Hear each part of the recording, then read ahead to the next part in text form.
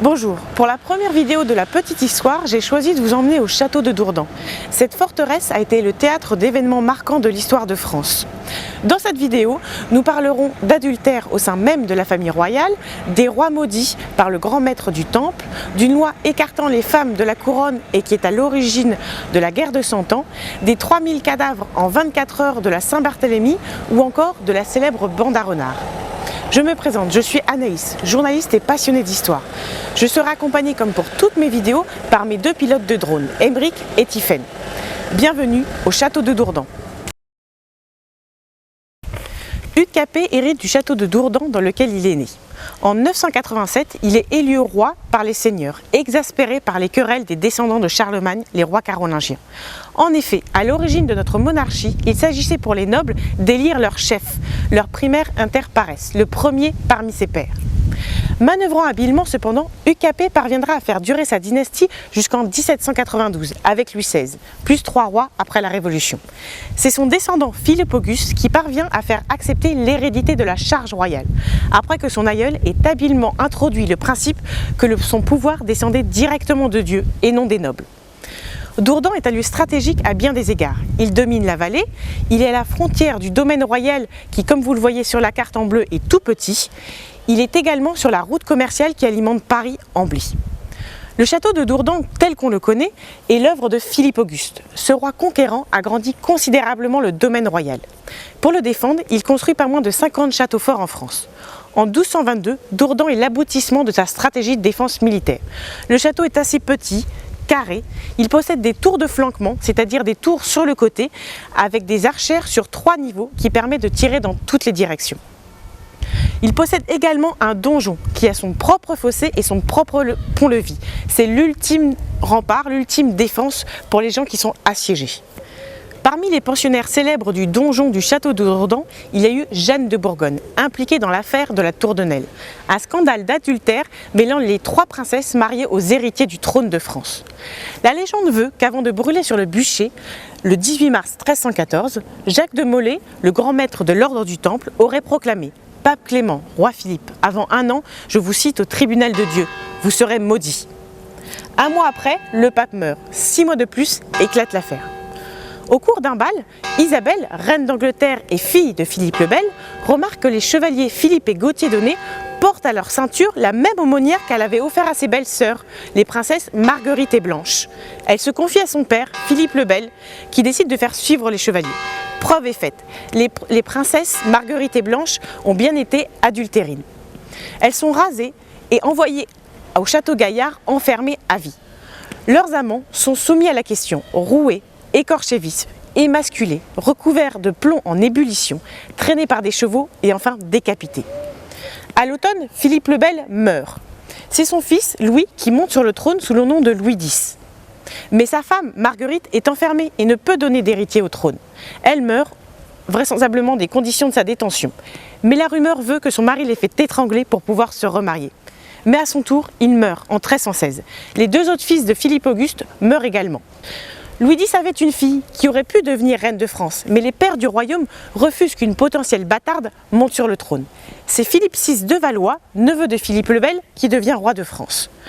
En adoptant cette loi salique qui écarte les femmes du trône de France, ils en profitent pour écarter également Isabelle, la fille de Philippe le Bel, mais qui est également mariée au roi d'Angleterre, Édouard III, qui aurait pu donc accéder à la couronne de France. Durant la guerre de 100 ans, la ville et le château de Dourdan sont assiégés à de nombreuses reprises, notamment au cours de la guerre civile, une guerre au sein même de la guerre de 100 ans, entre le parti des Bourguignons et celui des Armagnacs, 2 grandes maisons princières qui veulent profiter de la folie du roi Charles VI pour diriger le royaume. Le duc de Bourgogne, Jean sans peur, est de plus en plus influent. Lui et ses partisans sont pour un pouvoir royal moins puissant et moins d'impôts, contrairement aux Armagnacs qui sont dirigés par les Orléans. L'assassinat de Louis d'Orléans en plein Paris le 24 novembre 1407 va intensifier le conflit. Aux querelles princières vont s'ajouter les violences du peuple organisées en bandes, la plus célèbre étant la bande des écorcheurs. La reine Isabeau de Bavière et le duc de Bourgogne, le nouveau duc, Jean sans peur a été assassiné, négocient un traité avec le roi d'Angleterre le 21 mai 1420. Ce traité, le traité de Troyes, évince le dauphin, le futur Charles VII, du trône, au profit du roi d'Angleterre. La guerre de 100 ans va reprendre de plus belle.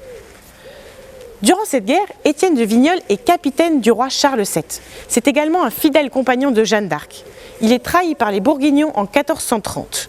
Il est envoyé au château de Dourdan, enfermé dans le donjon jusqu'en 1433. Deux hypothèses existent. Il se serait évadé ou alors on aurait payé sa rançon. Quoi qu'il en soit, en son honneur, le valet de cœur dans le jeu de cartes porte son nom, La Hire. Le château est ensuite, par alternance, réintégré au domaine royal, vendu à un noble ou offert à une maîtresse, en l'occurrence Anne de Pisseleu, la dernière maîtresse de François Ier. C'est également la plus ambitieuse. Anne ne partage pas la couche de ce coureur de jupons par amour du roi, mais bien pour le pouvoir. En effet, être maîtresse royale a de nombreux avantages. Cela permet de s'enrichir soi-même, mais également sa famille et ses proches. La cour se régale des querelles entre Anne de Pisseleu et Françoise de Chateaubriand, la maîtresse précédente de François Ier. Si Anne parvient à évincer Françoise, elle n'y parviendra pas avec sa nouvelle rivale, Diane de Poitiers, de 9 ans son aînée, la maîtresse du futur Henri II. Un jour, Henri décide d'organiser un concours pour élire la plus belle femme du royaume. Anne de Pisseleu écume de rage lorsqu'elle découvre que c'est Diane de Poitiers qui est élue. En effet, les chroniqueurs de l'époque ou même les historiens d'aujourd'hui s'accordent à dire que Diane de Poitiers était une très belle femme, même à 60 ans. Ça n'empêche pas Anne de Pisseleu de répandre des rumeurs comme quoi elle a de faux cheveux et des fausses dents. Elle appelle même la vieille devant tout le monde. Mais à la mort de François Ier, Anne perd le château de Dourdan ainsi que toutes ses autres possessions et ses bijoux, comme le veut la tradition pour les maîtresses royales. En 1547, Henri II vend la forteresse à François de Guise. Le château de Dourdan devient un quartier général de la Ligue catholique. Mais la mort prématurée du roi Henri II et la jeunesse de ses fils lorsqu'ils accèdent au trône fragilisent le pouvoir royal, laissant le champ libre aux puissants clans nobiliaires divisés en deux parties. Les guerres de religion sont une série de 8 conflits entre 1562 et 1598 entre ces deux partis, celui de la Ligue catholique et celui des Huguenots protestants. La guerre commence avec le massacre de Vassy en 1562. François de Guise, revenant de ses terres de Lorraine, découvre que les protestants de Vassy célèbrent leur culte à l'intérieur de la cité et non à l'extérieur, comme le veut l'édit de janvier. Il charge avec ses troupes et tue 74 protestants. S'ensuivront de nombreux massacres et assassinats. Parmi eux, comment ne pas citer celui de la Saint-Barthélemy le 24 août 1572. Catherine de Médicis et son fils le roi Charles IX veulent mettre un terme au conflit. Pour ce faire, ils décident de réintégrer l'amiral de Coligny au conseil du roi. Catherine de Médicis marie sa fille Marguerite de Valois, la future reine Margot, au protestant Henri de Navarre, le futur Henri IV. Le mariage a lieu le 18 août 1572. Pour les festivités, tous les chefs huguenots sont à Paris. Mais le 22 août 1572, l'amiral de Coligny est blessé par un tir d'arquebuse. Le roi le supplie de ne pas chercher à se venger, mais en vain. Craignant d'être dépassé par la fureur des protestants et jugé trop indulgent par les catholiques, Catherine de Médicis et le roi Charles IX commanditent l'assassinat de tous les chefs protestants. Encore aujourd'hui, on n'est pas sûr de ce fait. S'ils ne l'ont pas commandité, ils ont du moins fermé les yeux. Mais l'assassinat se transforme en véritable bain de sang. Les Parisiens très catholiques s'en prennent à tous les protestants de la ville. À l'aube du 24 août, la Seine est rouge de sang. Les 3000 cadavres des dernières 24 heures répandent une odeur de charogne dans tout Paris. Nobles et rois seront également assassinés durant les guerres de religion.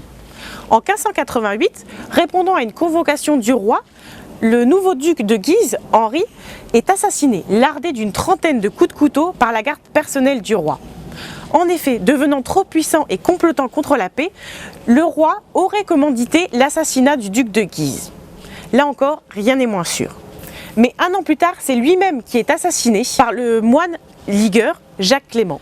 Afin d'affirmer son autorité, le nouveau roi, Henri IV, décide de reprendre les villes aux mains de la Ligue catholique. Sur la route de Paris, en 1591, il assiège Dourdan. Je me suis placée juste ici, devant cette brèche qui a été causée par les canons du roi. En effet, c'est une marque indélébile qui marque le déclin des châteaux forts, incapables de résister à l'artillerie moderne. Le château de Dourdan perd toutes ses parties supérieures durant ce siège. La toiture, les chemins de ronde, le logis royal, c'est toute cette partie où nous trouvons, où logeait justement le roi, est détruit, ainsi que la chapelle. Le château est ensuite dérasé, c'est-à-dire qu'il est amputé d'un niveau par son nouveau propriétaire, le duc de Sully, le surintendant des finances d'Henri IV. Le château subira de nombreux travaux pour pouvoir être remis en état. Il aura fallu tous ces siècles pour que le château soit enfin pris par l'ennemi. Attiré par les forêts giboyeuses de Dourdan, Louis XIII rachète le château au duc de Sully. Durant un temps, le château de Dourdan retrouve son animation d'antan. Pages et mousquetaires accompagnent le roi qui se plaisait aux chasses, aux parades et aux jeux de paume. Sa mère, Marie de Médicis, fait réparer les 2 tours d'entrée. Elle fait également construire un corps de garde pour les mousquetaires du roi. C'est en effet sous l'impulsion de Louis XIII qu'est créée cette célèbre compagnie d'élite, en 1622. Elle est immortalisée par le roman d'Alexandre Dumas. Vêtus de la célèbre casaque bleue ornée d'une croix fleur-de-lysée, les mousquetaires ont de nombreuses missions. Escorte du cortège royal, maintien de l'ordre, ils sont également en première ligne lors des guerres pour protéger le roi. Seuls les gentilshommes avaient le droit de servir dans la garde royale. Par ailleurs, il fallait payer soi-même son équipement, ce qui expliquait que seuls les nobles faisaient partie des mousquetaires. En 1775, ces 2 corps d'élite sont supprimés pour des raisons économiques. Au début du XVIIIe siècle, le château est offert à Philippe par son frère Louis XIV. N'en ayant aucune utilité, il le transforme en prison royale. En 1791, avec la Révolution, le château est transformé en prison départementale, où sont enfermés hommes et femmes. Les hommes sont enfermés dans le donjon, où nous nous trouvons. Les femmes sont enfermées dans le bâtiment Sancy. C'était le bâtiment qui se trouvait juste à l'entrée du château. Ils sont séparés par un mur qui traversait la cour. Parmi les nombreux prisonniers, il y a eu des voleurs, des meurtriers, mais aussi, surtout, la bande à Renard. François Renard était un voleur et un escroc. Il profitait de ses nombreux métiers pour commettre ses méfaits. Par exemple, lorsqu'il était berger, il subtilisait quelques moutons pour les revendre. Lorsqu'il était charretier, il volait le grain. Le tout sans violence. Il était également ce qu'on appelle un ripailleur, c'est-à-dire qu'il s'introduisait dans les caves des particuliers, consommait viande et vin et repartait avec le reste des victuailles. Dans les années 1760, une bande de mendiants investit la forêt de Dourdan. Ils sont composés de femmes, d'enfants, de déserteurs, d'anciens galériens. Leur chef, Pierre Farneau, dit Lapin, n'hésite pas à rouer de coups ses victimes et même à les assassiner pour obtenir ce qu'il veut. François Renard se sympathise avec plusieurs membres de la bande pour commettre plusieurs de ces cambriolages. Dans la nuit du 25 au 26 décembre 1763, ils s'introduisent dans la ferme de Villeneuve. Les 8 personnes qui étaient présentes sont assassinées pendant que Renard fait le guet. Un voisin finit par le reconnaître. En effet, Renard était connu dans toute la région. Il ne faudra que quelques jours à la police pour arrêter toute la bande. Ils sont enfermés dans le donjon du château de Dourdan et torturés. Les exécutions auront lieu de 1766 à 1768, notamment sur la place du marché devant le château. Les principaux membres de la bande sont soumis au supplice de la croix. Le supplice de la croix consistait en fait à attacher le prisonnier les bras en croix. Le bourreau frappait les membres des victimes avec une barre de fer et leur défonçait la poitrine. Il restait ainsi jusqu'à ce que mort s'en suive. Les autres membres de la bande seront pendus ou envoyés aux galères.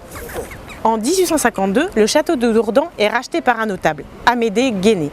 Ce notable veut en fait sauver la forteresse qui est à l'état de ruine. Il la restaure. Puis en 1969, c'est la mairie qui rachètera le château en viager. Si vous souhaitez plus d'informations sur un point abordé, si vous avez des anecdotes sur un château que vous aimeriez que je mette en valeur ou pour toute autre remarque, n'hésitez pas à me le mettre en commentaire. Abonnez-vous, parlez-en à vos amis, partagez la vidéo pour que la petite histoire puisse durer encore longtemps. Je vous retrouve très vite pour une vidéo complémentaire sur les châteaux forts.